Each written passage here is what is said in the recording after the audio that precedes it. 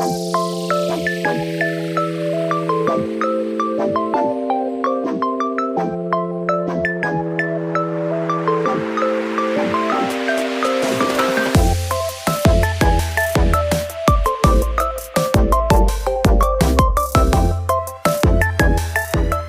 share screen. Bentar.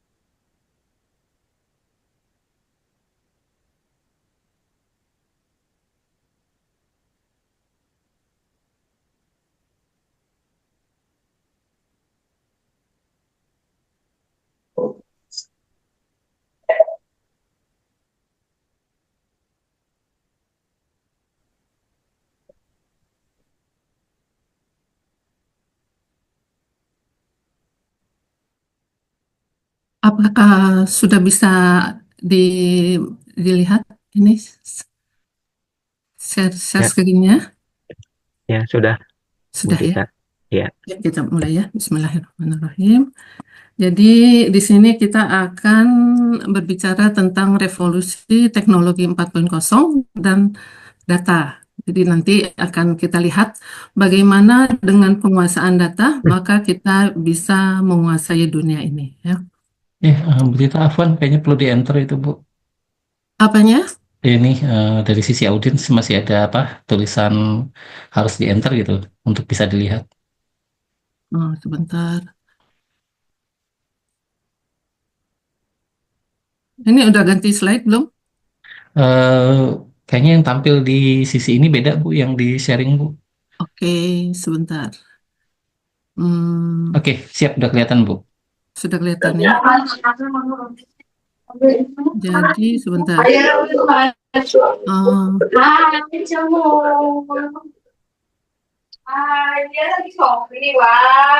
itu bisa yang lain mohon di mute ya.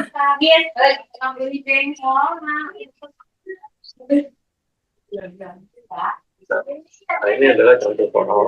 Mohon bantuannya untuk mute.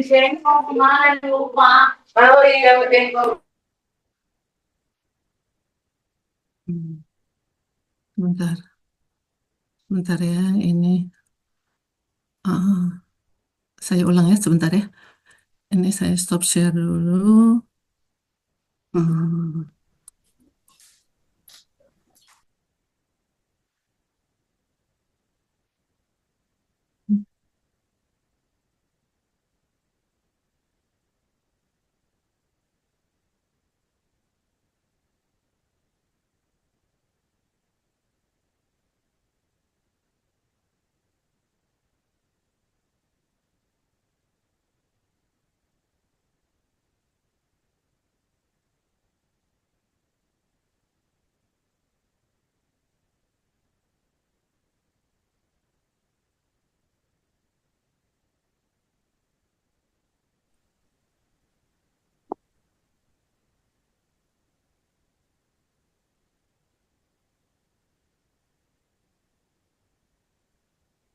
Sudah terlihat ya? Oke, sudah, Bu. Lanjut ya. Jadi apa itu revolusi teknologi 4.0 atau transformasi digital? Sebelum berbicara tentang revolusi 4.0 ini, direview kembali ya. Jadi untuk revolusi yang pertama itu adalah tentang perubahan dari manual ke mekanik ya. Misalkan pemintalan benang, kemudian mesin tenun dan sebagainya ya, yang tadinya dilakukan manual itu menjadi penggunaan mesin. Kemudian yang kedua, dengan adanya listrik, maka penggunaan yang mekanik itu beralih ke produk massal ya. Produk massal digunakan mesin-mesin eh, secara ini apa banyak menggunakan mesin sehingga eh, sehingga banyak diproduksi lebih banyak lagi produksinya. Kemudian setelah itu adanya masuknya semikonduktor, maka digunakan otomatisasi ya, otomatisasi sehingga itu di revolusi teknologi eh, ketiga. Nah, sekarang revolusi teknologi 4.0 itu kita tidak berbicara tentang digitalnya sendiri, tapi dampak dari eh, teknologi digital itu sendiri ya. Jadi sekarang yang ada itu adalah semua hal terkoneksi dengan internet ya. Semua hal terkoneksi dengan internet. Apalagi itu Kemudian apa namanya? Capture lu. Tipe-tipe aja lu. Pak Antonius tolong di-mute ya. Udah. Transaksi digital sudah semakin umum ya. Bagaimana kita sekarang eh, jika ketinggalan dompet ya kita tidak khawatir gitu ya ketinggalan dompet. Tapi kalau kita ketinggalan HP di mana semua data sudah digital dan ada di HP, kita lebih khawatir ya. Kita akan mencari HP kita karena sekarang kita sudah bergantung dengan teknologi digital ini. Kemudian yang lainnya adalah mulai populernya SaaS, yaitu Software as a Service. Jadi software sudah bukan lagi barang yang dijual, tapi jasa yang disewakan. Maksudnya seperti apa? Kalau dulu misalkan dulu Microsoft ya kita misalnya beli aplikasi Microsoft seperti itu udah habis itu udah ya tapi sekarang kita bisa menggunakan misalnya yang mudah misalnya apa aplikasi buat ini apa Photoshop gitu ya kalau kita bisa dengan mudah menginstal software tersebut tapi dengan keterbatasan tertentu. Jadi kalau kita memang menginginkan jasa yang lebih atau servis yang lebih baik lagi, maka kita akan membeli kemampuan dari software tersebut dengan yang lebih lengkap lagi ya. Jadi juga mungkin di apa? eh, Kalau di perguruan tinggi itu kan apa? Pendaftaran itu kan melalui si akad ya. Jadi ada sebuah aplikasi di mana kita di situ mendaftarkan diri, bimbingan dengan wali kelasnya dan apa bimbingan lainnya ya, berinteraksi di situ. Nah, di situ aplikasi tersebut dia menawarkan berbagai fasilitasnya, servisnya. Jadi sejauh mana kita memerlukan servis eh, yang kita butuhkan, kita tinggal tambah aja. Jadi kalau memang misalnya kemampuannya terbatas, ya berarti fiturnya ya terbatas. Tapi kalau memang kita mau kembangkan sejauh mana, ya itu sesuai dengan eh, apa apa yang kita beli, ya itu yang kita dapatkan ya, seperti itu.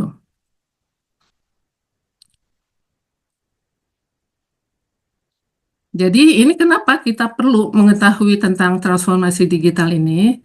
Tentu saja pertama kita semua kan akan terjun di dunia kerja ya. Jadi dunia kerja itu seperti apa kita harus tahu. Jangan sampai misalnya kita eh, masuk ke dunia kerja ternyata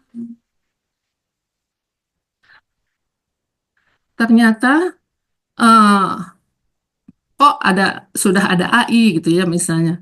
Kemudian sekarang kan yang sudah umum itu ada AI, ada ChatGPT misalnya, terus ada Big Data ya, terus ada apa lagi ya. Nah, jadi kita sudah harus mulai familiar dengan itu semua ya.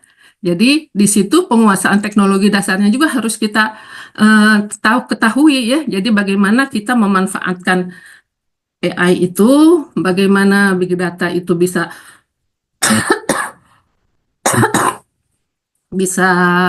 kita gunakan ya. Big data itu di mana tanda-tanda dari big data itu yang seperti apa? Misalnya dia mempunyai data-data yang mempunyai volume besar, kemudian kecepatannya tinggi, variasinya juga banyak ya. Jadi semua data yang ada itu nanti kita bisa gunakan ya. Kemudian dengan adanya kemajuan teknologi ini, itu kita bisa mengembangkan inovasi-inovasi dan kreativitas kita. Jadi kita bisa menciptakan dengan penguasaan tersebut ya, kita bisa menciptakan hal-hal yang baru ya dari situ. Jadi sesuai dengan kreativitas kita. Nah, karena sedemikian cepatnya perubahan itu ya. Jadi ini jangankan misalnya sekarang masih di beberapa tempat transformasi digital ini mungkin masih awam ya. Tapi nanti diharapkan itu harus segera kita bisa beralih sehingga karena ini diperlukan adaptasi perubahan yang cepat ya. Setelah itu kita tahu juga kita harus bisa segera beradaptasi ya. Karena kita tidak tahu nanti ke depan itu apalagi yang terjadi sehingga kita harus menyesuaikan dengan itu semuanya. Nah, tentu saja ini membuka peluang baru ya, peluang baru juga kewirausahaan yang baru ya dengan opsi-opsi yang baru dari yang ditimbulkan karena adanya transformasi digital ini. Hal lain adalah di sini perlu kesadaran etis dan sosial. Jadi di mana pada data-data yang ada itu kita mempunyai data-data privat, keamanan dan sebagainya. Di situ kita harus berkontribusi untuk menjamin privasi-privasi tersebut. Ya harus ada komitmen kita tentang itu. Sebentar ya, saya minum dulu ini agak batuk.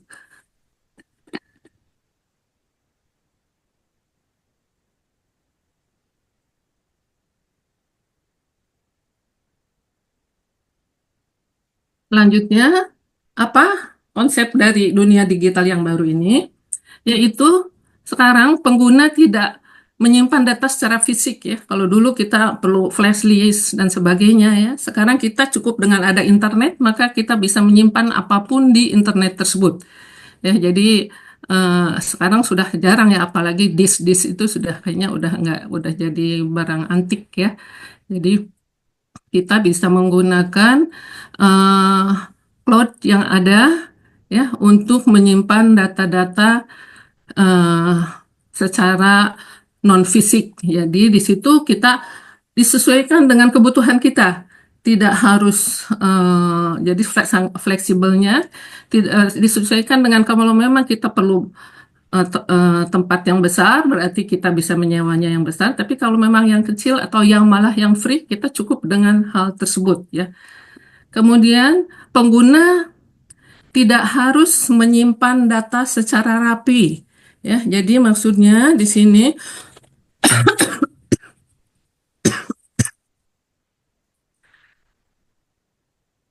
jadi semua data dianggap kalau di ChatGPT itu semua data, semua informasi itu adalah data ya. Jadi dengan sistem dunia digital yang sekarang, jadi semua akan direkam dan akan tersimpan seperti itu ya.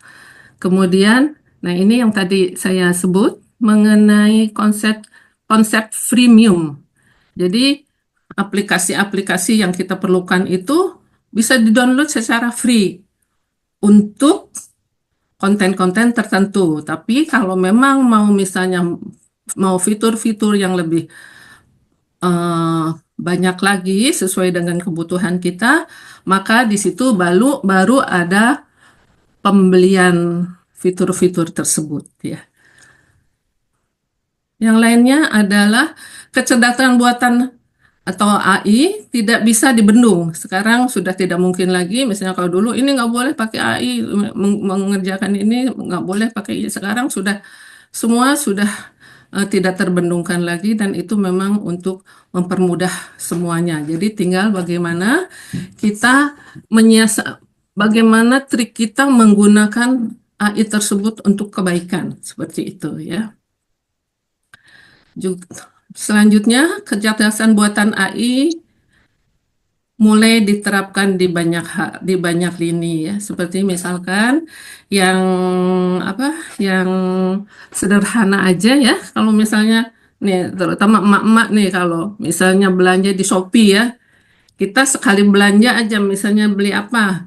Beli tumbler ya, udah besoknya itu atau segera setelah itu keluar langsung itu yang penjual tumbler itu, kita beli bedak langsung keluar kosmetik-kosmetik yang lainnya ya, seperti itunya juga. Mungkin kalau anak muda ya, kalau ibu sih sudah senior, Netflix ya, di situ juga kan kalau kita misalnya suka film ini ya, terus keluarlah rekomendasi sesuai dengan eh, kebiasaan dari kita. Disitulah bagaimana data yang ada itu mereka olah sedemikian rupa sehingga mempermudah kita ya. Tapi di sini juga catatannya, terutama buat saya nih, dengan kemudahan itu, jadi jangan terjebak ya. Jadi akhirnya pengennya belanja aja tuh di Shopee terus apalagi pakai e-money ya. E-money gosok terus, tahu-tahu saldo nol seperti itu ya. Jadi kita harus bijak ya untuk menghadapi eh, apa dunia digital yang ada ini. Jadi di sini ya, pergeseran tren kebutuhan tenaga kerja di bidang IT. Jadi kalau dulu misalkan kemampuan teknis itu sangat dibutuhkan ya, eh, misalkan seseorang akan dihargai tinggi jika dia itu pintar bikin codingan gitu ya. Nah, sekarang memang sih masih dibutuhkan ya, tapi dengan misalkan kita mau membuat, ini teknis banget ya soal tentang elektro, bagaimana membuat rangkaian supaya bisa menyala lampunya ya. Jadi ini misalnya ini harus terhubung ke sini, programnya ini nyalakan ini nih. Sekarang kan tinggal misalnya nyalakan lampu, maka dia langsung sudah menyala ya. Jadi eh, kebutuhan di bidang tenaga kerja juga jadi mulai bergeser.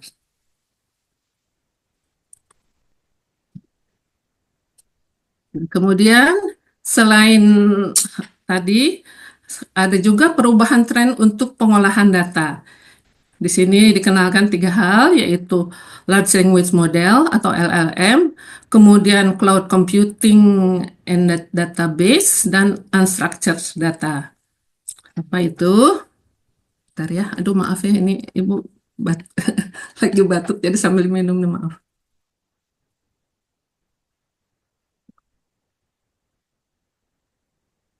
Nah, LLM itu bagaimana karakternya?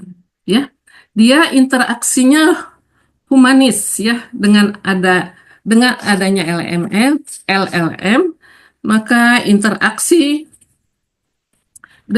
dengan manusia dan komputer sangat humanis ya. Jadi dia memahami konteks dari kalimat ya. Jadi kita tinggal seperti tadi ya, mau nyalakan lampu tinggal kita bilang nyala lampu, maka dia bisa nyala ya. Kemudian interaksinya intens ya. LLM bisa meningkatkan kenyamanan interaksi intens dengan komputer. Jadi dia juga mempunyai kemampuan untuk menjawab, untuk menerjemahkan, untuk merangkum. Jadi pekerjaan-pekerjaan yang biasa dikerjakan oleh manusia itu dia bisa mengerjakannya. Tentu saja itu semua nanti akan mempersingkat pekerjaan ya. Jadi kita akan lebih simpel. Semua pekerjaan yang sifatnya tertulis dan bisa diolah dalam bentuk LLM menjadi terselesaikan dengan sangat cepat. Jadi ini sangat membantu sekali dan enak gitu ya. Kita sebagai manusia terbantu banget begitu. Kemudian tentang cloud ya. Cloud itu kita sekarang jadi tidak memikirkan lagi fisik ya. Jadi membawa penyimpan fisik jadi sangat tidak relevan ya. Kita tinggal taruh aja semua hal pada cloud, maka kita bisa berbagi dengan siapa saja ya untuk kepentingan apapun ya, entah itu misalnya kita mau perlu sebagai server, apa hanya sebagai menyimpan data doang ya. Jadi itu tergantung dari kebutuhan kita. Kalau memang hanya sebagai untuk nyimpen-nyimpen data yang kecil ya kita bisa ambil yang free, tapi kalau sesuai dengan kebutuhan kita, kalau besar ya berarti kita harus menyewa cloud tersebut ya. Jadi di sini kita tidak memikirkan media ya dengan adanya clouds. Selama terkoneksi dengan internet, data bisa diakses kapan saja, di mana saja, dengan format apapun. Jadi sangat mudah ya. Kalau dulu kan rada ribet ya, harus misalnya formatnya ini doang atau bagaimana-gimana. Sekarang sudah sangat mudah. Cuma yang sekarang timbul adalah tantangan keamanannya. Jadi dengan adanya interaksi baru dengan clouds, maka tantangan keamanan baru pun mengintai para pengguna awam. Jadi di sini kita mungkin harus pelajari bagaimana cara mengamankan dari data yang kita punya ya. Tentu saja kalau berbayar akan aman ya. Kalau yang gratis-gratis ya harus lebih waspada.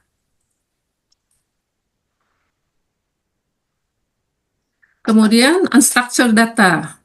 Jadi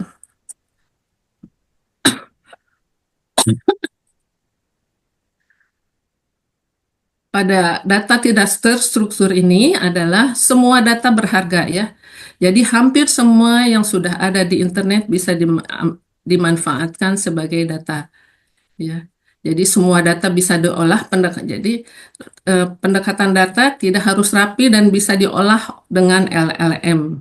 Ya, jadi seperti kita misalnya pada ChatGPT ya, kita misalnya mau tanya unstructured data itu apa gitu aja, tinggal apa ini ya udah pokoknya ada tinggal poin-poinnya aja, dia susunannya mau gimana dia akan mengolah data tersebut sehingga keluarlah hasil dari olahan LLM itu seperti itu. Jadi sangat mudah ya, jadi akan menjadikan semua data yang ada itu adalah eh, informasi yang berharga dan mereka akan olah. Sehingga di sini ya, dengan adanya cara pengolahan data yang baru, jadi di sini keluar muncul variabel data yang baru, yaitu seperti sentimen dan vektor. Jadi ketika ada data teks ya, jadi ketika ada data teks maka dia akan diubah menjadi vektor, kemudian menggunakan machine learning, maka di situ dia akan menentukan sentimennya. Jadi misalkan apa ya sekarang yang lagi ngetren apa? Oh, sekarang lagi ngetren pengecekan legalitas ijazah misalkan gitu ya. Jadi pada suatu grup kita lihat data di situ. Kalau orang yang sentimennya positif ya, wah pasti kan komennya gimana. Yang negatif mungkin gimana. Kemudian ada yang dia cuma komen cuaca indah sekali gitu ya. Berarti kan di situ dia enggak terganggu dengan isu yang dilemparkan, dia cuek banget gitu ya. Jadi dari situ kita bisa melihat karakteristik dari eh, pendapat-pendapat kelompok-kelompok tertentu ya mengenai isu yang dilemparkan itu gimana nih sentimennya itu seberapa berapa besar gitu ya. Seperti itu. Jadi kita bisa mengolah data banyak seperti demikian.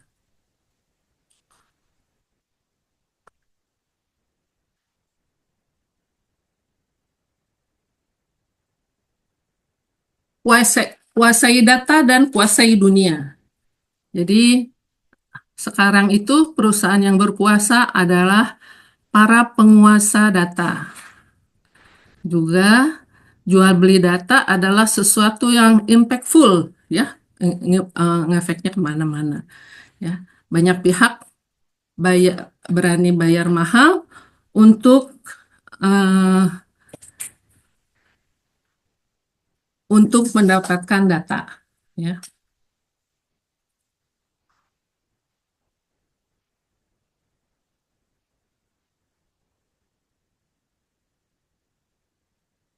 Sekarang kita ambil contohnya ya. Eh, di Cina ya, jadi di sana itu sudah dilakukan pengolahan data untuk penduduknya ya. Jadi di sana mereka pengolahan data live ya. Jadi banyak apa namanya CCTV di sana, kemudian mereka bisa menilai seseorang itu ya, apakah dia melanggar aturan atau berbuat sesuatu yang kalau dia melanggar aturan, maka dia akan dihukum ya, misalnya fasilitasnya apa gitu ya, dikurangi. Nah, kemudian kalau dia berbuat baik, maka dia akan diberikan penghargaan ya. Jadi dari sini mereka pemerintah itu bisa menilai seseorang seperti apa gitu. Ini pengolahan data yang ada di Cina ya. Jadi bagaimana di sana itu, jadi mereka bisa mengetahui oh ini begini berarti nanti harus treatmentnya bagaimana ya. Eh, nah, yang ini bagus misalnya oh berarti kita nanti bisa gunakan misalnya dia jadi instruktur kayak atau jadi apa jadi dan sebagainya ya. Nah, yang lainnya adalah bagaimana seseorang mencari sesuatu di Google ya. Ternyata semua 90,8% orang itu mencari sesuatu itu di Google ya. Jadi di sini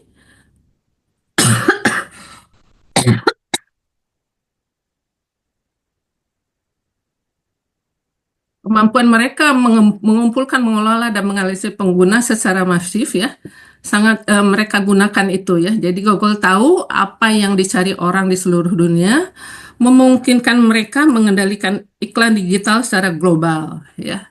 Jadi eh, karena karakternya kan mereka tahu ya. Jadi dengan misalnya di Google biasanya kebanyakan orang nyari apa? Oh, jadi semua data dari orang-orang yang mengakses Google itu diolah. Jadi maka dia bisa mengendalikan iklan digital. Oh, jadi ini sebaiknya iklan yang begini gitu kan karakternya mereka akan ketahui.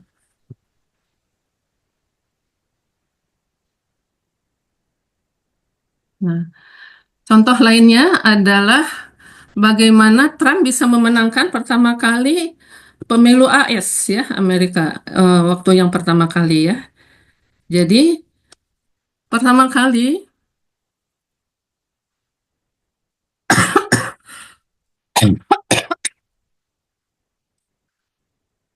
jadi dari 83.000 pengguna Facebook ya, mereka diambil datanya ya.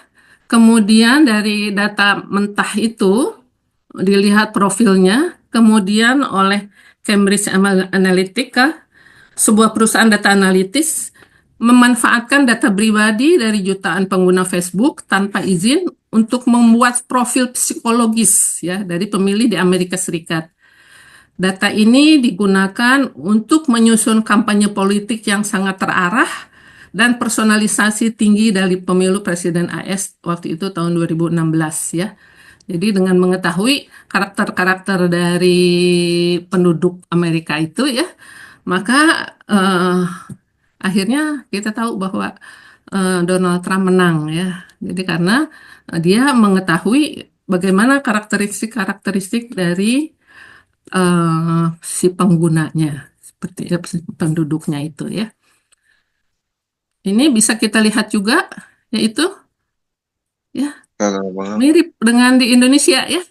Jadi kalau tahun lalu eh, Pilpres yang sebelum yang bukan yang sekarang, yang sebelumnya ya, Capres A itu dia kampanyenya Indonesia maju mungkin begitu ya. Indonesia maju gini gini gini gini gini. Ternyata nggak menang. Tapi setelah dipelajari bagaimana karakteristik dari penduduk Indonesia, di mana penduduk Indonesia itu nyantai, senangnya goyang-goyang gemoy gitu ya. Ternyata terbukti ya, dengan mengolah data yang ada, bisa menang. Jadi ya nggak perlu yang idealis yang gimana, yang pintar gimana ya. Tapi dengan seperti itu, Ya, itulah bagaimana seseorang bisa menggunakan menganalisa data ya dari penduduk yang ada untuk digunakan untuk kepentingannya seperti itu. Ya, itu saja yang bisa saya sampaikan. Barangkali bisa kita lanjutkan dengan tanya jawab. Kalau ada yang kurang mohon dimaafkan. Terima kasih. Saya kembalikan ke Pak Sahrudin. Iya, terima kasih Bu Tita ya. Oke, itu adalah tentang disrupsi ya, khususnya adalah untuk apa untuk revolusi industri 4.0 itu adalah masalah data. Di mana ya data itu menjadi menjadi komoditi. Nggak percaya, kalau teman-teman rajin browsing ke dark web itu semua data kita itu bisa bisa kita yang otomatis yang di crack ya, itu bisa bisa diakses, dan untuk belinya itu pasti akan butuh biaya. Contohnya apa nih data-data yang di crack ya? Contoh-contohnya adalah data KPU ya, data KPU, data BPJS, bahkan datanya Tokopedia yang pernah di-crack itu ternyata itu harga itu lumayan ya, lumayan. Nah, apa sih data ini untuk kepentingan apa ya? Nah, paling gampang itu adalah untuk kepentingan banyak hal ya. Contoh yang paling fatal adalah misalnya, contoh nih, misalnya teman-teman diminta untuk dalam suatu kegiatan harus ada foto foto close up dengan KTP itu kan. Nah, itu fatal tuh datanya. Kenapa? Karena ternyata data teman-teman itu bisa dijual ke pinjol ya. Dipinjol deh seperti itu, dan tiba-tiba nanti teman-teman nggak ngerasa pernah melakukan peminjaman online, tiba-tiba nanti akan datang ya orang yang akan menagih kepada teman-teman sekalian. Nah, masalah data ini sebenarnya jadi aware ya. Contoh paling gampang, yang paling gampang nih praktek ya. Kalau misalnya teman-teman suka ya, contohnya kalau misalnya teman-teman datang ke counter nih ya, ke counter HP ya, ke counter HP, misalnya kalau dulu kan kita ke counter HP terus beli kuota ya, beli pulsa ataupun paket data, kan kita nulis ya nomor ya, nomor kita itu kan, bayarnya berapa. Nah, ternyata itu per lembar dari kertas itu dihargai 10.000, dan ada orang yang compile, yang ambil data-data tersebut. Nah, ini dipakai untuk apa? Ya, kalau teman-teman suka pakai SMS ataupun WA, tiba-tiba ada masuk ya, orang yang tidak dikenal mengirimkan informasi, entah pinjaman, informasi undian atau segala macam, sumber datanya dari mana? Dari hal hal tersebut.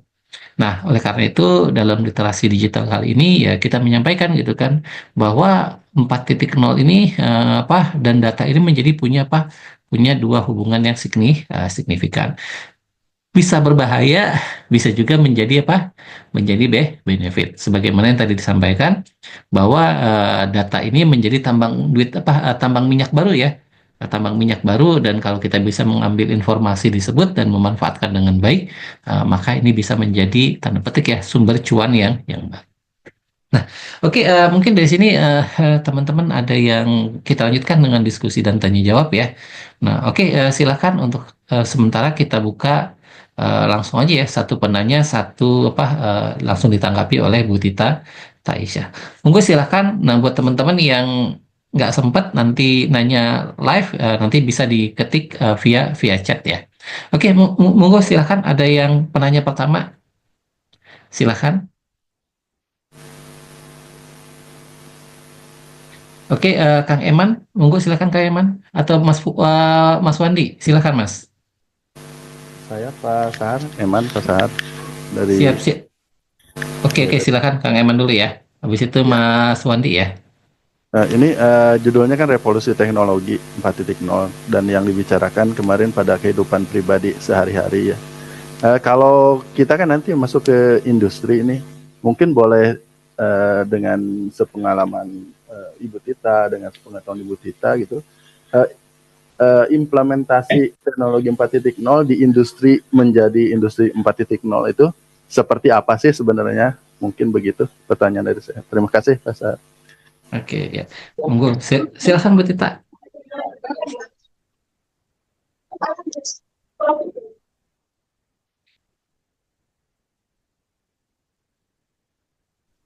Iya, terima kasih. Mungkin yang paling apa mudah aplikasinya itu kita sebagai mahasiswa nih ya, eh, terutama kemudahan buat dosen sih, ya mahasiswa juga. Kita kan sekarang ada si akad ya. Jadi untuk perwalian, jadi tinggal mengisi di situ ya. Kalau dulu kan ngambil formnya, terus ngambil formnya di rektorat di sana, ngambil form, terus diisi, habis itu nyari dosen wali diskusi. Nah, kemudian baru di ACC deh, itu untuk perwalian. Terus untuk apa? Untuk absensi ya, untuk absensi juga di situ sekarang. Kemudian apa lagi? Absensi untuk nilai ya. Uh, dosen juga tinggal ngisi nilai di situ. Jadi itu sangat memberi kemudahan ya untuk kita semua.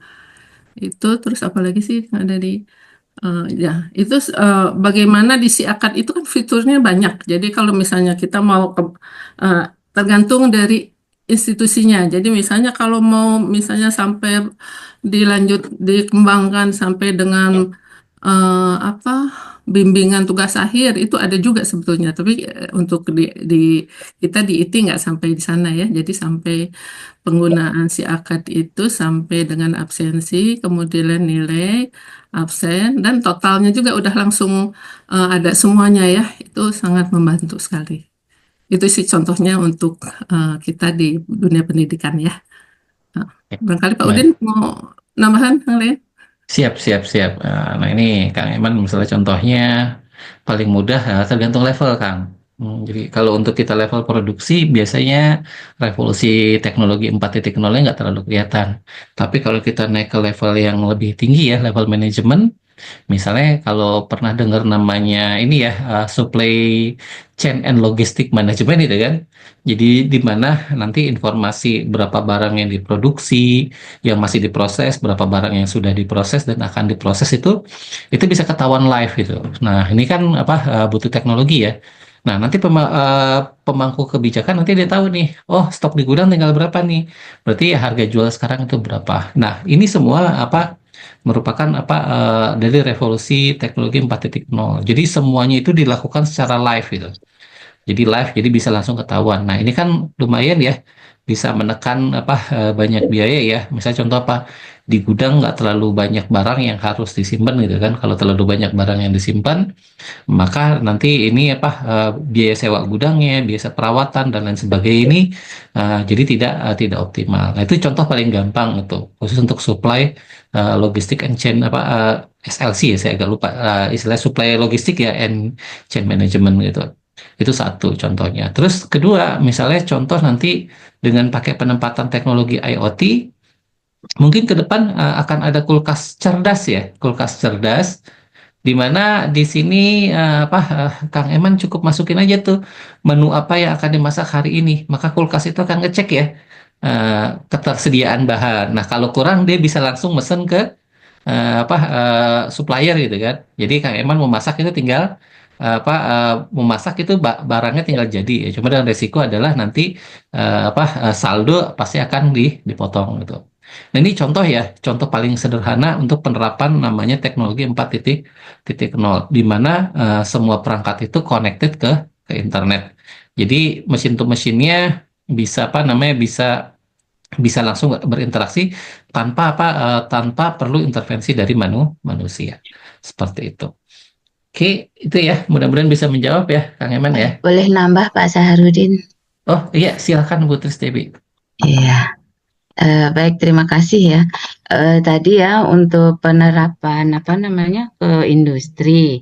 Nah, sebetulnya banyak banget ya. Tadi sudah disebutkan oleh Pak Saharudin bahwa itu terkait dengan IoT. Nah, kalau untuk di industri itu sendiri kan semua mesin itu kan banyak banget ya. Nah, mesin itu sendiri proses yang terjadi di dalam industri itu juga banyak banget.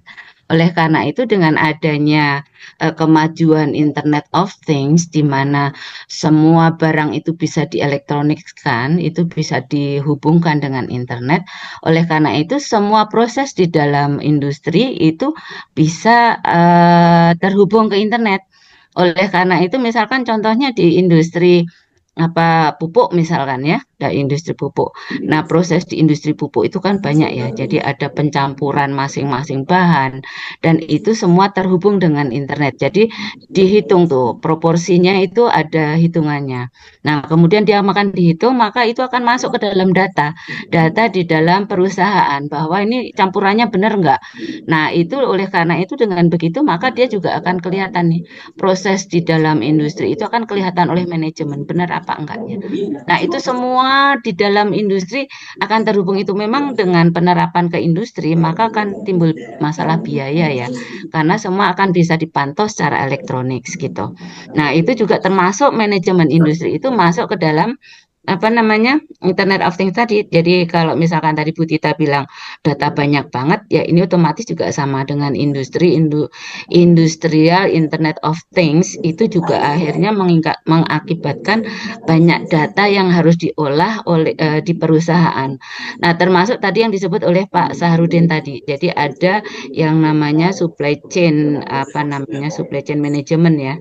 Nah, di situ juga akan lihat nih, oh ternyata di gudang itu tuh barang untuk produksi ini tuh adanya tinggal sekian.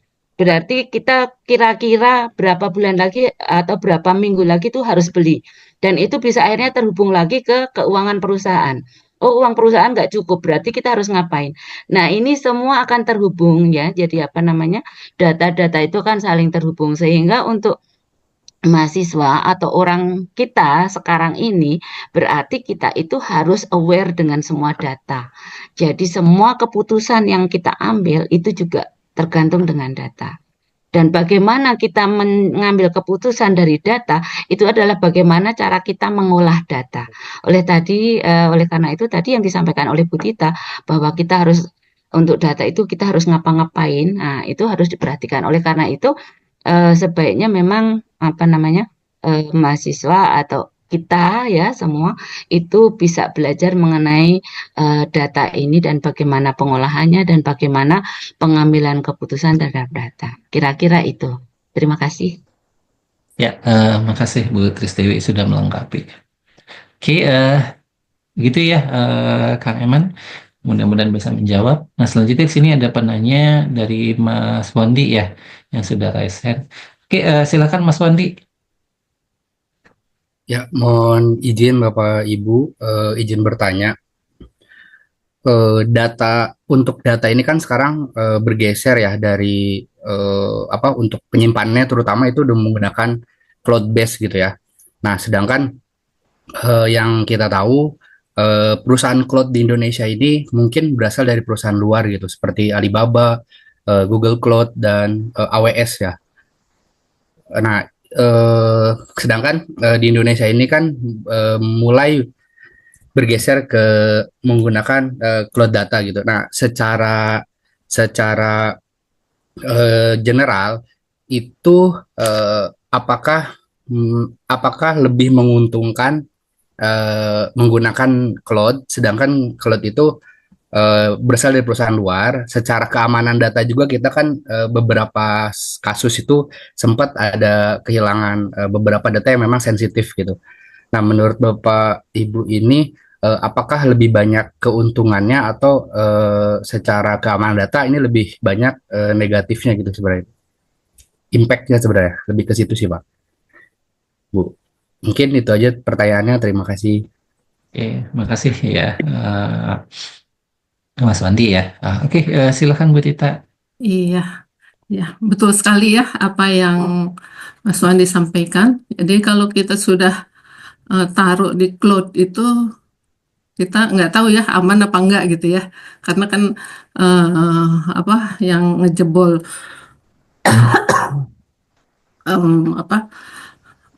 data itu banyak sekali ya. Jadi memang kalau mau aman kita nggak usah ditaruh di cloud gitu. Tapi gimana ya? Ribet nggak tuh mesti digotong-gotong sendiri gitu, dibawa ke sana, bawa ke sini. Jadi ya itu tinggal dipertimbangkan aja bagaimana caranya gitu ya. Jadi ditimbang-timbang kekurangan dan kelebihannya atau misalnya datanya entah bagaimanakan supaya bisa lebih aman gitu. Mm-mm. Jadi memang tidak dipungkiri ya bahwa kalau sudah ditaruh di cloud ada kemungkinan untuk dijebol ya seperti itu. Uh, Tapi eh, apa tidak dibawa sendiri juga ya ribet juga gitu seperti itu. Ya, Pak Udin ada tambahan? Iya, makasih Bu Tita ya.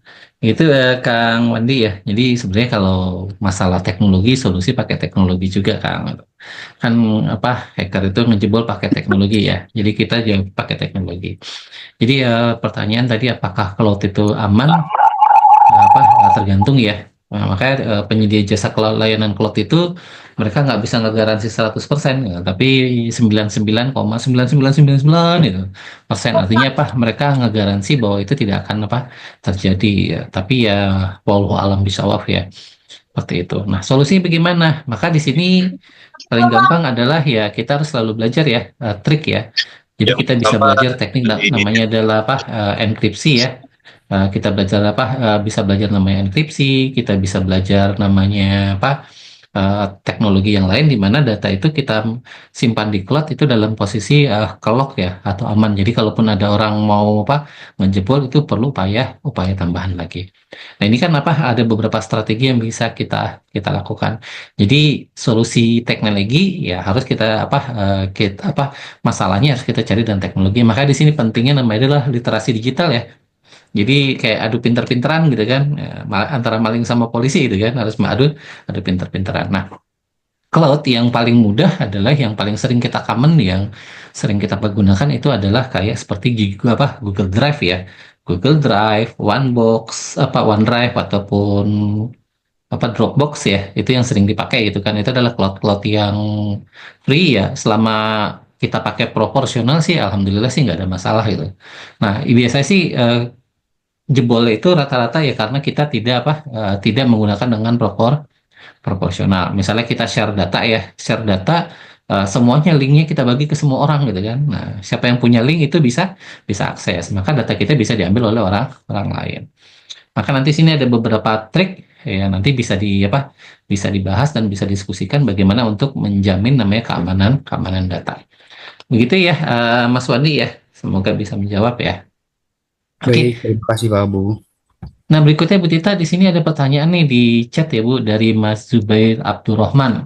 Pertanyaan adalah seberapa relevan dan signifikan pembahasan industri 4.0 di saat industri mulai bergerak ke arah society 5.0 gitu Bu. Monggo silakan Bu.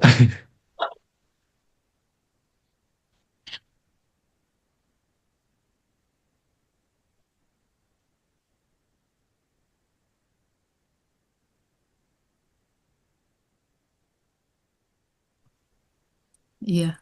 Jadi tadi pertanyaannya apa? Seberapa relevan dan signifikan industri 4.0 yang mulai bergerak ke arah society 5.0 Bu? Iya. Jadi mungkin di sini yang kita tekankan itu apa? Dari kesadarannya tentang itu ya. Jadi bagaimana di 4.0 dan bagaimana di 5.0 gitu. Jadi kalau teknisnya sih nanti kan kita belum tahu juga ya seperti apa. Jadi konsepnya aja begini-begini gitu. Nanti kita ngikutin eh, perkembangannya seperti apa, seperti itu kali. Oke, baik ya. Nah, jadi mohon kalau bisa bantu jawab gitu Bu ya. Jadi apa sih bedanya revolusi industri 4.0 dengan society 5.0? Jadi 4 pada titik kosong itu adalah di saat semua mesin itu terkoneksi ya, terkoneksi. Dan ini konsep ini diperkenalkan dari tahun 2011 gitu, sampai sekarang gitu kan. Jadi bahwa di sini semua device itu bisa terkoneksi satu sama lain gitu kan. Dalam artian kuncinya adalah otomatisasi, IoT, AI, dan Big Data. Itu adalah konsep 4.0. Sementara konsep 5.0 atau CCT 5.0 itu adalah bagaimana nih memanfaatkan teknologi 4.0 itu untuk menyelesaikan permasalahan-permasalahan yang sifatnya adalah sosial itu kan. Seperti itu. Misalnya contohnya apa? Green energy gitu kan. Green energy sekarang gitu kan. Atau misalnya contohnya paling mudah adalah bagaimana traffic itu lampu lalu lintas ya, trafficnya itu adaptif gitu. Jadi pas lagi saat macet gitu, macet dia lebih cepat pergantiannya gitu. Kalau lagi nggak macet ya biasa lebih lama seperti itu. Atau dengan menggunakan namanya kalau contoh di supermarket itu adalah untuk membuka pintu kasirnya ya. Jadi pas lagi saat antrian panjang dari awalnya 2 3 pintu kasir bisa jadi 5 gitu, bisa jadi 6 gitu kan, sehingga antriannya tidak terlalu lama. Nah, ini adalah dua hal yang sebenarnya konsepnya ya saling menguatkan satu sama sama lain. Nah, konsep Society 5.0 ini tidak bisa berjalan ya kecuali ada dengan industri 4.0 ya.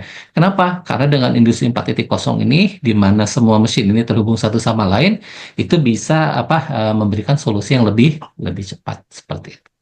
Gitu ya, Mas Zubair ya. Mudah-mudahan bisa menjawab ya. Oke, selanjutnya kita buka satu pertanyaan lagi dari yang lain. Silakan, ada yang mau diskusi? Bisa raise hand atau langsung open mic?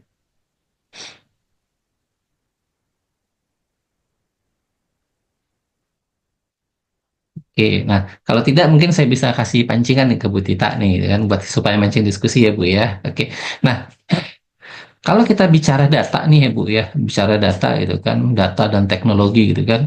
Kalau kita sekarang kan kita punya banyak nih ya, ribuan data gitu kan.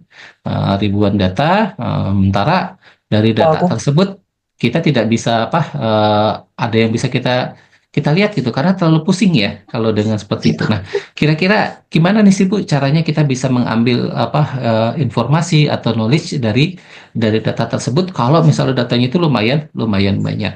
Monggo Bu, silahkan Bu.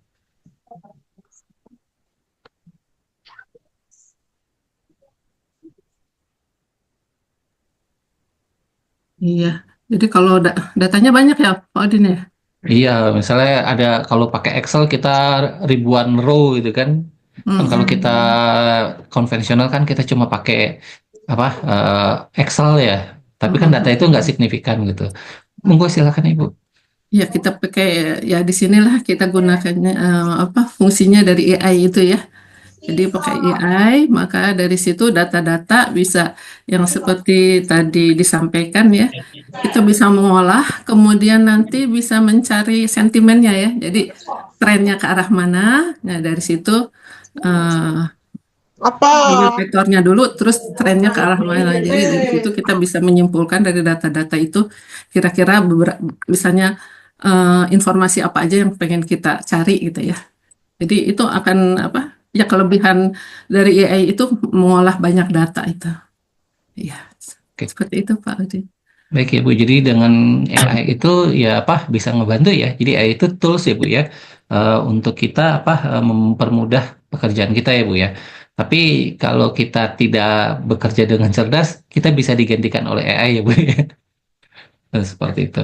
Oke, Bu Tita, di sini ada pertanyaan di chat ya dari Mas Budi.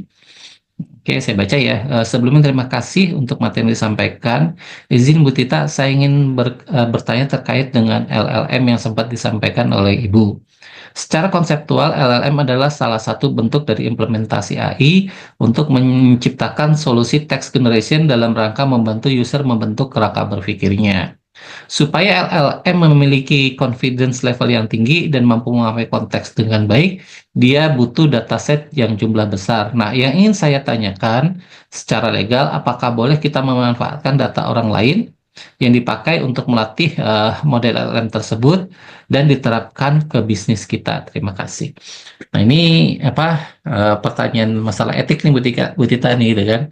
Boleh nggak sih kita bikin model tapi dari data orang lain gitu Bu, sehingga model tersebut itu bisa diterapkan ke dalam aplikasi ya, aplikasi bisnis itu kan, seperti itu. Monggo silakan Bu Tita. Jadi sebetulnya sih untuk menggunakan data orang lain itu harusnya sih nggak boleh ya. Tapi kalau kita di akademik itu biasanya ya memang kita menggunakan data yang sudah ada gitu ya. Jadi ya dispensasi kali ya kalau untuk di akademik seperti itu. Oke, Iya. ya, baik. Nah, nanti kalau boleh izin menjawab ya, nanti di sini Mas Budi ya, kita harus paham dulu ya tipe-tipikal varian data ya. Jadi ada data itu disebut data publik, ada juga data apa private ya. Contoh data publik apa nih? Data yang ada pada web ya. Website itu kan, website ini kan bisa diakses oleh publik. Nah, contohnya konsep LLM yang pertama kali diperkenalkan oleh ChatGPT ya. Nah, ChatGPT kan ini ngambil data semua yang ada di internet dari tahun sampai dengan tahun 2021.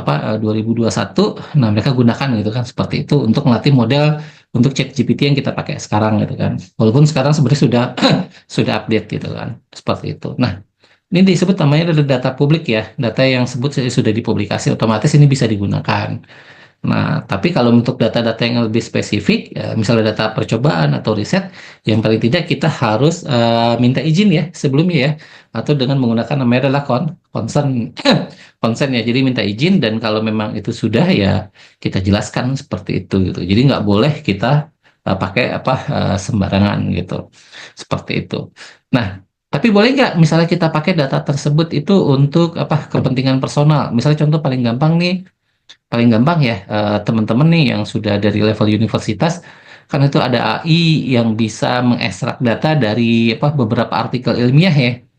Nah, artikel ilmiah kan ini punya orang ya, kita upload gitu kan, suruh mesin kita pelajarin, habis itu kita bisa nanya ke AI ya tentang yang ada di situ gitu. Nah, ini boleh nggak gitu kan? Ya boleh, tapi dengan catatan adalah teman-teman menyampaikan apa mendaftar pemasukan namanya adalah apa sitasi ya sitasi atau apa sitasinya itu ke dalam karya ilmiah yang teman-teman apa teman-teman buat seperti itu. Jadi untuk masalah data ini masalah etik ya. Jadi kadang-kadang eh, apa ada profesor juga yang tidak memakai etik gitu kan.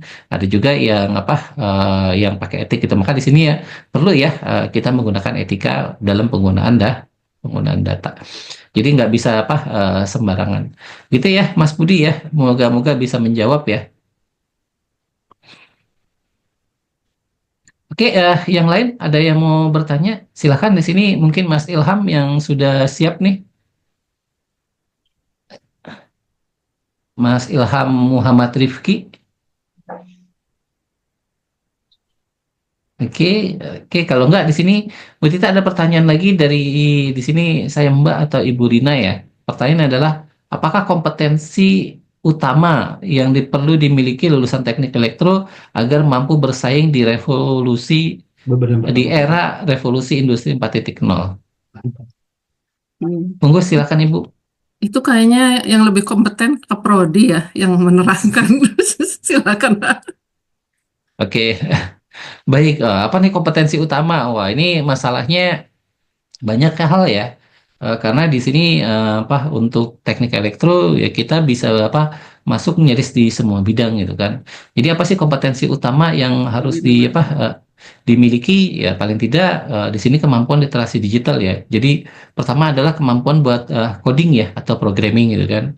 Nah, kedua adalah ya kemampuan untuk menggunakan tools yang ada.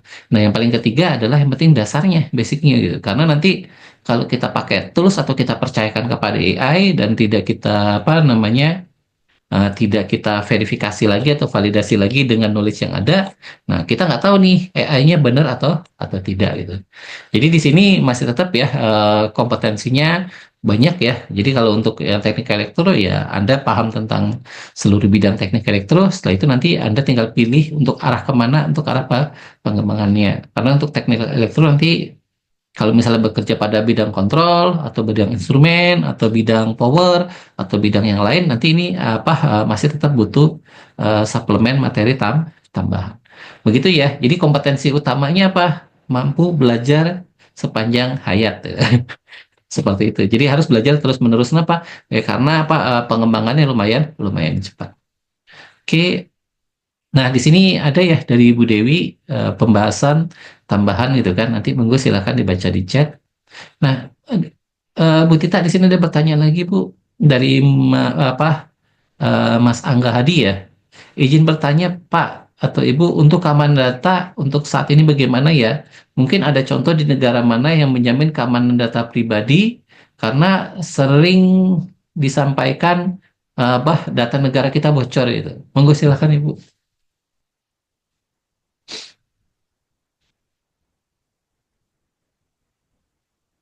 Yang ada hanya janji-janji perlindungan. Secara teknis sih nggak ada ya. Jadi cuma dijanjikan aja kali ini dijamin aman gini gini gitu ya. Tapi ya hacker itu kan kemampuannya kita nggak bisa ukur ya seperti itu kali. Kayaknya kita harus Iya, betul nih Bu Tita ya. Jadi secara umum nggak ada yang bisa ngejamin benar-benar aman 100% ya. Karena setelah level apa NSA ya, National Secret Agency Amerika sendiri itu masih bisa dijebol gitu datanya itu kan. Seperti jadi nggak ada bisa apa menjamin keamanan data itu. Yang ada apa ya sebenarnya kalau dalam pelatihan cyber security yang paling penting itu adalah ya untuk memastikan jangan ada celah itu. Maka nanti dalam beberapa apa ada beberapa tips dan trik ya untuk menjamin data kita supaya tidak disalahgunakan. Misalnya contoh, nah paling gampang misalnya contoh gini, Mas Angga suruh ikut seminar tapi harus kasih KTP itu kan. Nah di KTP itu kan bisa kita kasih kalau kita baca tips and triknya kan bentuknya PDF atau JPEG ya bisa kita kasih watermark gitu kan supaya orang itu nggak bisa sembarangan gitu menggunakan akses data kita di satu sisi gitu kan. Tetapi itu trik tahun 2 tahun yang lalu. Nah, sekarang gitu kan sudah ada gitu bahwa watermark itu bisa dihapus gitu kan. Nah, otomatis sini ya harus benar-benar pinter-pinteran ya, pinter-pinteran. Maka yang bagus adalah sebenarnya ada beberapa trik itu adalah pastikan jangan terlalu kita terlalu sering publikasi data-data yang sifatnya adalah private ya. Misalnya contoh data eh, apa data contoh paling gampang itu adalah data di KTP ya, tempat tanggal lahir gitu kan. Karena biasa kalau tempat tanggal lahir kadang-kadang orang masih ada yang suka pakai pola tahun dan tanggal lahir itu sebagai pola passwordnya ya. Maka nanti ini bisa ditembus gitu kan. Seperti itu. Jadi sebenarnya kalau dari kajian di cyber security sebenarnya untuk menjamin keamanan data pribadi, maka itu lebih kuncinya adalah ke arah perilaku dari si pengguna data tersebut gitu seperti itu. Dan kemudian kalau mau benar-benar aman ya gampang. Datanya jangan disimpan kemana-mana gitu. Seperti itu. Jadi ya, itu ya Mas Angga ya. Jadi untuk ini nanti silahkan ya nanti Mas Angga bisa ngambil topik tentang cyber security. Nanti di situ akan ada trik-trik untuk bagaimana untuk menjamin data kita itu selalu aman. Tapi balik lagi sih dari hasil kajian yang pernah diikutin bahwa ternyata keamanan data itu akan lebih berfaktor kepada perilaku ya dari pengguna data tersebut. Pak, mungkin boleh memberikan tanggapan Pak terkait Silakan. cyber security. Silakan Mas Wandi. Ya Pak, mungkin kalau menurut saya Pak ya untuk tingkat keamanan data yang paling tinggi itu kemungkinan di negara Cina sih Pak. Menurut saya waktu itu kan pernah training juga ya Pak di China. Itu memang aplikasi dari luar, terutama dari Amerika seperti Google Map itu tidak bisa diakses di Cina gitu. Jadi Cina itu memberikan privacy ke warga negaranya itu hanya boleh menggunakan aplikasi yang didevelop oleh pemerintah Cina atau memang perusahaan-perusahaan yang berada di Cina. Seperti WhatsApp kan tidak boleh di Cina ya Pak, bolehnya menggunakan WeChat gitu dan kemudian untuk Google itu diganti dengan Baidu gitu. Artinya kan mungkin secara keamanan data saya tidak bisa menjamin ya, maksudnya akan bocor atau seperti apa, tapi setidaknya langkah dari pemerintah Cina mungkin lebih aware terhadap data itu, artinya melindungi data-data warga negaranya agar tidak keluar mungkin ke negara lain gitu Pak. Mungkin itu sih Pak tanggapannya. Siap-siap Mas Wandi ya. Terima kasih nih infonya. Tapi yang saya khawatir itu cuma klaim ya Mas ya. Karena kalau kita lihat di data di Cina sendiri itu memang secara protokol ada ya Cina itu membuat namanya adalah Undang-Undang Perlindungan Data Pribadi. Di Indonesia juga punya ya, walaupun belum dibahas secara detail itu kan. Tapi kalau kita lihat secara histori itu tahun 2022 Alibaba itu pernah nih data cloud-nya tembus gitu kan, di hack ya. Cuma yang yang ditembus itu adalah data penggunanya aja gitu, belum bukan data informasi yang ada di cloudnya itu seperti itu. Cuman nanti kalau data pengguna Mas tembus gitu kan, dapat username password kan orang orang bisa akses ya. Nah, orang bisa akses apa akun dari Alibaba itu sendiri. Itu tahun 2022 gitu loh. Nah, tahun 2021-nya ini ada di suatu perusahaan ya sebut namanya data Cuking apa Chungsing gitu kan. Ini data yang apa berhubungan kalau di Indonesia setara yang di bursa efeknya ya, di Cina itu tembus juga gitu kan. Ini kejadian dan eh, data kepolisian di Shanghai itu sendiri tahun 2022 juga tembus juga itu di mana 1 miliar data Cina itu dijual sama kayak data di kita ya di Indonesia ya itu KTP, alamat atau riwayat medis dan segala macam ini dijual gitu di dark web gitu kan. Dan ada beberapa hal yang lain. Nah, otomatis di sini kalau kita lihat ya kebocoran data itu mustahil ya untuk kita apa namanya kita hindarin gitu. Maka ada beberapa triks yang harus kita lakukan gitu. Misal contoh apa? Ganti password tuh minimal setiap minggu gitu kan. Ini susah nih khususnya buat generasi zaman saya ke atas. Kenapa ngapalin password itu susah gitu kan. Maka jadi ya karena kebiasaan kita itu jarang ganti-ganti password, maka itu bisa jadi celah ya. Celah orang itu untuk namanya masuk ke akun akun kita. Maka nanti di sini ya ada beberapa tips and tricks ya. Jadi untuk meningkatkan perilaku. Jadi klaim ada kan negara yang benar-benar aman nggak juga gitu. Karena ya kalau dari sisi cyber security sebenarnya paling bahaya itu adalah ya serangan dari dalam daripada serangan dari luar. Nah, di Cina menerapkan adalah dia untuk memproteksi serangan dari luar gitu kan. Tapi ternyata dari dalam juga bisa ditembus gitu. Seperti itu. Jadi yang saya dapat dalam pelatihan cyber security yang paling penting adalah apa? Perilaku pengguna pengguna data data tersebut. Itu ya. Mudah-mudahan bisa saling menjawab ya atau saling melengkapi ya. Gitu. Makasih ya tanggapannya di sini. Oke, selain monggo silakan ada lagi yang mau bertanya atau mau berdiskusi. Ini seru nih, lama-lama nih lari ke arah pelajaran cyber security nih Bu Tita ya. Oke, monggo silakan. Nah, kalau untuk di teknik elektro cyber security kita lari ke arah ini ya pembelajaran tentang namanya adalah apa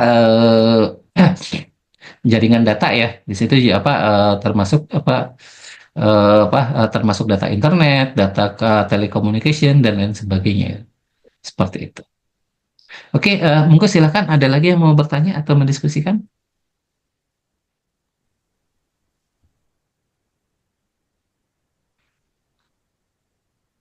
Oke, nanti buat teman-teman di sini yang nanti untuk sertifikat nanti ada informasi ya sudah di-share oleh Pak Adi Setiawan gitu kan.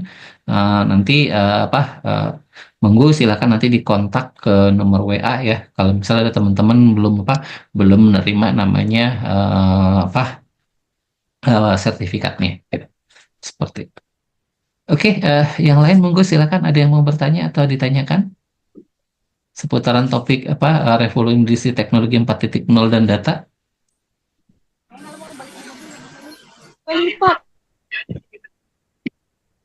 Monggo silakan siapa nih duluan nih Bu Novi atau Mas Beni?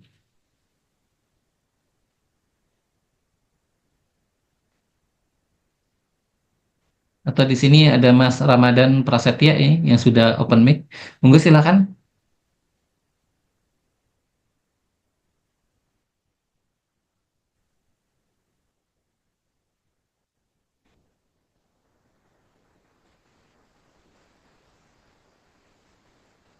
Oke, nah kalau tidak mungkin saya ada pertanyaan pancingan nih ke Bu Tita ya. Bu Tita, dalam pengolahan data itu kita kan bisa pakai berbagai macam tools ya.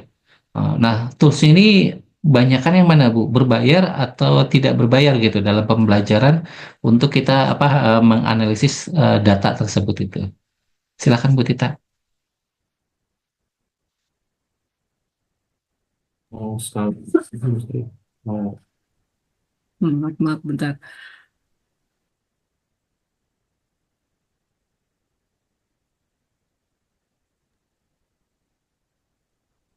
Hmm.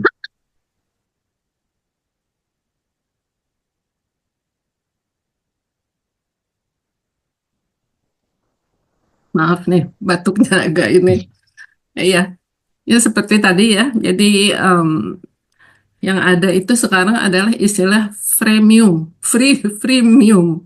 Jadi untuk yang eh, apa fitur standar itu semua bisa menggunakan. Tapi kalau misalnya mau yang lebih baik lagi,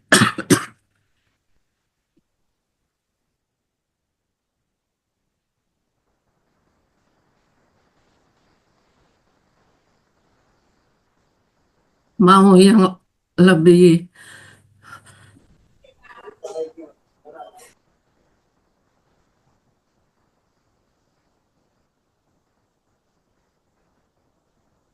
duh maaf nih batuknya lagi ini, Pak Udin, maaf. Hmm. Hmm. Iya, iya, baik Bu Dita. Hmm.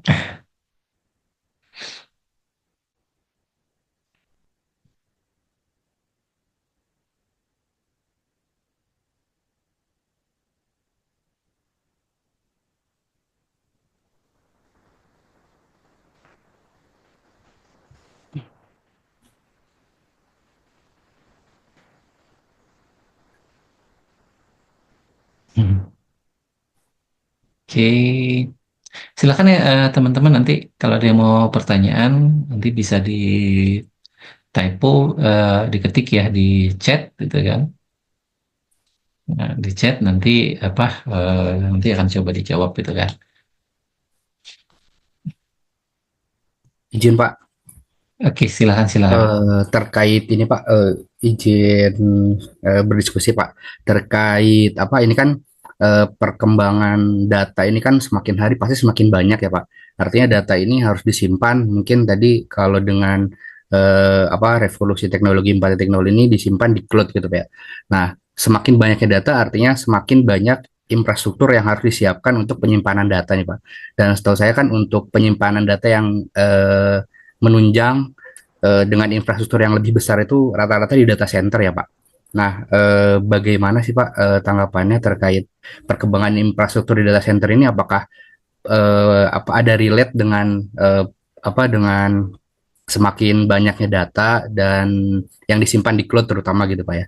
Atau memang data center ini tidak terlalu berpengaruh sebenarnya apa terkait terhadap revolusi teknologi 4.0 ini gitu Pak? Oke, makasih ya Mas. Oke, dalam apa ini punten izin jawab nih, mumpung Bu Tita lagi coba menenangkan tenggorokan gitu ya. Oke, izin menjawab ya. Jadi permasalahan adalah sebenarnya ya kuncinya di mana nih? Ya di data center itu gitu. Karena untuk menyimpan data, misalnya contoh kalau kita cari nih, ada nggak hard disk yang saat ini yang paling besar itu bisa sampai data misalnya nyimpan 100 tera gitu kan. Nggak susah ya gitu. Maka di sini adalah kuncinya adalah kita punya data center. Nah, permasalahan adalah untuk mengelola data center ini butuh resources, butuh energi gitu kan, dan butuh apa namanya, butuh biaya yang investasi yang nggak sedikit gitu kan. Nah, otomatis di sini ya kalau kita nggak punya gimana? Apakah kita nggak bisa ngolah data? Apakah kita nggak bisa nyimpen data gitu kan? Maka adalah namanya jasa disebut adalah cloud service gitu. Jadi kita nggak perlu punya data center, tapi kita bisa juga sewa lah layanan gitu. Nanti kalau tertarik ini Mas Wandi bisa apa bisa pelajari tentang namanya adalah cloud cloud computing gitu kan, seperti itu. Tapi konsekuensinya apa? Ya sewa gitu kan, sewa ataupun ini apa namanya di apa kita sewa ya. Nah, dengan sewa di sini ya kita bisa nambah dan kurangin apa service yang kita butuhkan. Jadi nggak perlu menggunakan namanya apa kita menggunakan investasi data center seperti itu. Karena lumayan apa lumayan mahal ya. Belum lagi masalah apa untuk menjaganya dan lain sebagainya. Gitu ya Mas Pane. Nah, permasalahan adalah tadi pertanyaan adalah apakah perlu gitu kan untuk nyimpen data segitu banyak gitu kan. Harus kita bikin data center. Nah, ini tergantung kepentingan gitu ya, tergantung kepentingan gitu. Apakah perusahaan itu berkepentingan punya data time series misalnya sampai dengan 100 tahun ke belakang kayak industri perbankan gitu kan, atau kita cukup pakai time series data apa 2 bulan apa ke belakang saja gitu. Nanti ini di decision, nanti dari situ akan ada turunan gitu kan untuk kepentingan perusahaan, sejauh mana infrastruktur yang akan dibutuhkan gitu kan. Seperti itu. Nah, saat ini rame ya, perusahaan menawarkan tentang namanya adalah cloud service, dan ini bisa jadi alternatif gitu. Jadi bukan solusi tapi alternatif.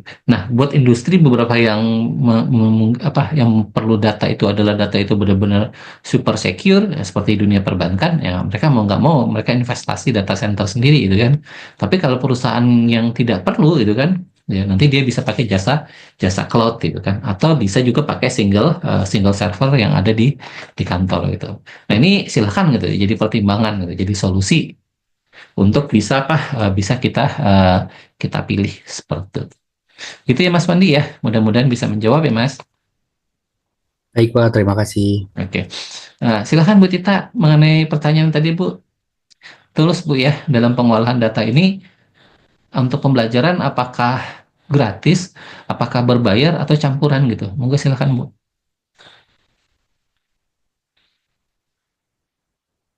Untuk fitur standar itu biasanya gratis. Jadi kalau misalnya ada fitur-fitur tambahan, ya baru itu ditambahkan biaya tambahan seperti itu Pak. Oke. Baik ini. Siap-siap Maaf, Bu Tita. ringkas padat. Singkat dan padat. Nah, misalnya contoh ya, contoh masalah tools, sebenarnya saat ini kita tinggal jeli aja pilih ya. Kayak misalnya teman-teman pakai untuk ngolah data biasa pakai Excel ya. Dan punten kalau ternyata pakai install Microsoft-nya lumayan bajakan, pakai bajakan gitu kan ya. Kalau beli asli kan itu yang paling tidak sekitar 1 jutaan lebih ya untuk Excel. Ya, berbayar gitu kan. Nah itu sebenarnya teman-teman bisa siasati dengan pakai namanya adalah Google Sheet ya. Google Sheet itu kan yang ada di layanan Google ya, yang bisa kita pakai gitu kan untuk ngolah data spreadsheet seperti itu. Nah ini ya contoh tip and tricks gitu. Tapi ya balik lagi yang namanya free pasti akan ada keterbatasan. Contohnya kalau teman-teman pakai Excel untuk beberapa function statistik itu yang powerful itu ada gitu kan. Tapi di Google Sheet itu masih belum ada. Nah, silakan di sini ya teman-teman bisa explore ya. Nah, kalau teman-teman mau pakai yang free terus-terusan ya teman-teman mau nggak mau harus punya kemampuan computing yang lumayan bagus ya. Bisa pakai Python gitu kan, bisa pakai service-service yang lain gitu dan varian. Dan mungkin nanti kita adakan juga ya Bu Tita ya webinar ya untuk bagaimana sih kita belajar salah satu tools untuk bagaimana kita mengolah data ya. Seperti itu. Nanti bisa pakai ada beberapa software ya yang mudah gitu. Jadi tidak langsung pakai Python yang mungkin bikin teman-teman pusing ngapalin sintaknya, tapi ini cukup pakai click and drag saja gitu. Nanti insya Allah bisa kita schedulekan ya. Seperti itu. Oke ya, yang lain monggo silahkan ada yang mau ditanyakan. Nah ini ada informasi ya, nanti insya Allah dari Prodi Teknik Elektro kita mau adakan lagi webinar ya untuk bulan Juni ya, itu dengan topik adalah System Thinking untuk pemecahan masalah di bidang engineering. Nanti pembicaranya ini Dr. Insinyur Tristewi Indraswati. Nanti silakan ya teman-teman bisa pantau di website Elektro. Dan di situ ada banyak juga tip and tricks yang bisa bisa dipelajari ya. Dan kalau ada ingin request gitu kan topik-topik tertentu atau pembahasan tertentu nanti bisa disampaikan melalui website tersebut lewat kolom komentar ataupun nanti bisa disampaikan via WhatsApp. Insya Allah nanti bisa kita tindak lanjut. Oke, monggo silakan yang lain ada yang mau tanya atau mau diskusikan?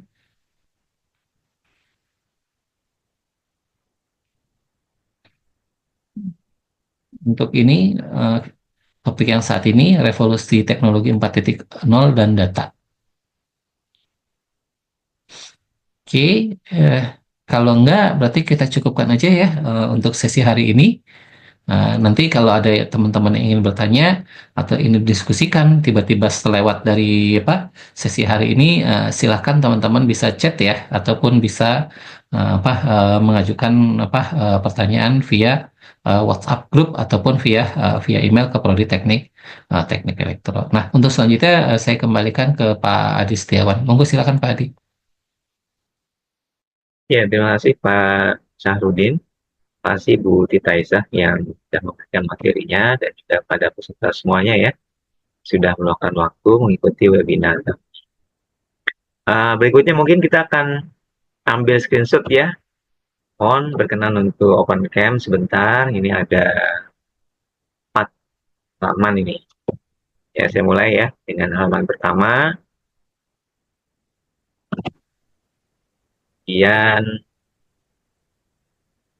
halaman kedua.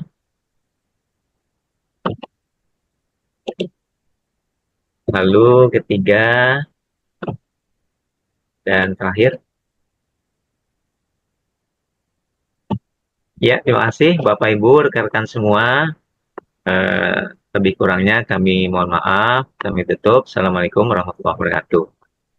Waalaikumsalam. Waalaikumsalam warahmatullahi wabarakatuh. Ya, selamat pagi, terima kasih Bapak Ibu, rekan semuanya. Terima kasih Bapak. Sama-sama Ibu. Terima kasih Bapak. Sama-sama Pak. Terima kasih Bapak.